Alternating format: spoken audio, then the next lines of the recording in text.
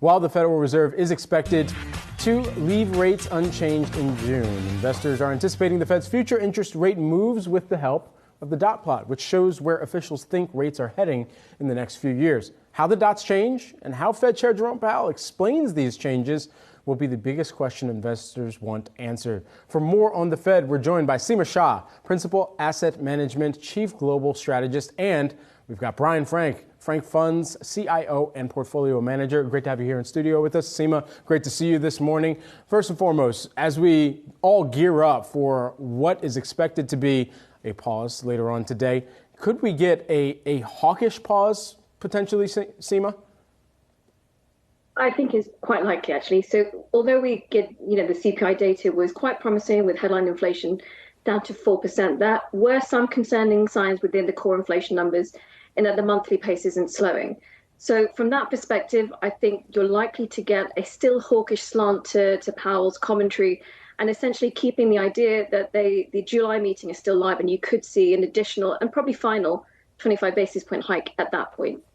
And Brian, I want to bring you into this. I see you nodding your head. So do you agree with what Seema just said, or where do you stand on both expectations for today and how that positions the Fed for July? Oh, 100%. I agree. I think the Fed is putting themselves up into be a pretty good position here by pausing because they can wait and see some data. And then in July, they have the optionality to hike further. And they can kind of see what's going on with risk assets here, too, as the market's just ripping higher here. I don't know if the market's anticipating this pause and saying everything's great, or the market's seeing some data that perhaps the Fed will eventually see. But I think the Fed's actually in a decent spot here against all odds. Nobody thought they could hike 500 basis points through bank failures. And yet the S&P is pretty much trading where it was when they started the rate hike cycle. Let's name the data, too, that they would be waiting to see ahead of the July meeting as well. Well, the Fed's definitely focused on inflation and unemployment. And so far, the employment market is quite strong. And inflation is coming down, but it's still above the 2% target, which they've refused to budge on, which I think is actually a great thing. It's good to be strong there, not to signal to the market that they would accept a higher rate of inflation going forward. And Seema, I want to bring you back into this conversation with regard to, where inflation's still a little bit sticky here. It's come down a bit, decelerated. Are there still cracks in the armor with regard to what the Fed would potentially do today? And would it surprise you if they didn't pause as expected? I think it would be very surprising. Yesterday, we coming into the CPI meeting, CPI release, we did know that it was a fairly high bar.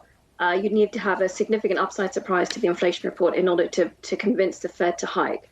And we have heard from them repeatedly in the last couple of weeks from Fed speakers, really indicating their preference to pause, give themselves some time to see how the economic data is evolving and responding to the rate hikes to date. So it would be a surprise, but equally, it may be a bit of a surprise if they don't hike next month.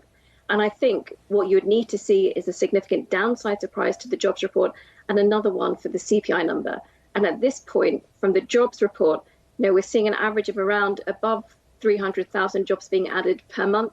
To put that in context, pre-COVID, we would have considered any number above 150,000 to be signaling a very, very strong economy. So I think that's what they're really having to look out for.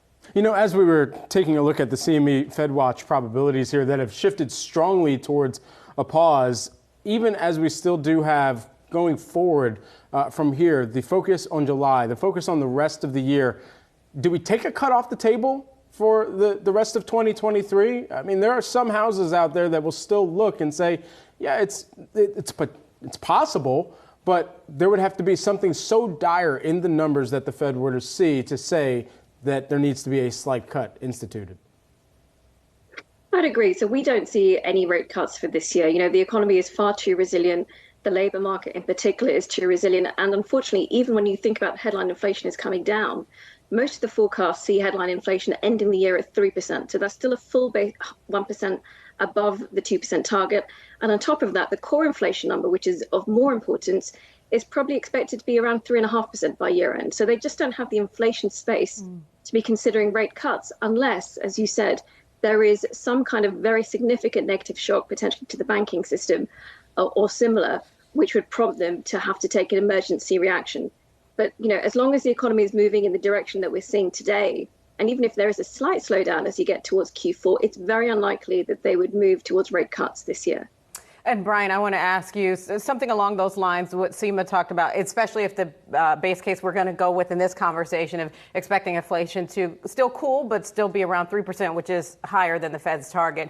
So is your expectation then from this pause that we continue to see a hiking cycle through the year end? I would go with what the market's expecting here, but I will say that labor is actually a lagging indicator. So we've seen revisions to these jobs reports on the downside now. So maybe this 300,000 number that we got will get revised down in the next few months.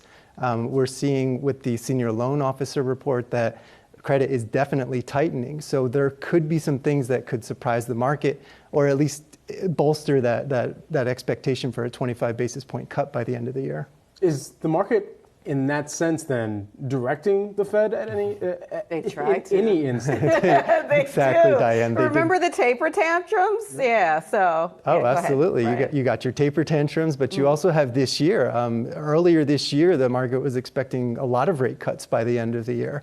And that just doesn't seem like it's happening. The Fed moved the market instead of the market moving the Fed there. So the Fed seems to be holding some cards at least.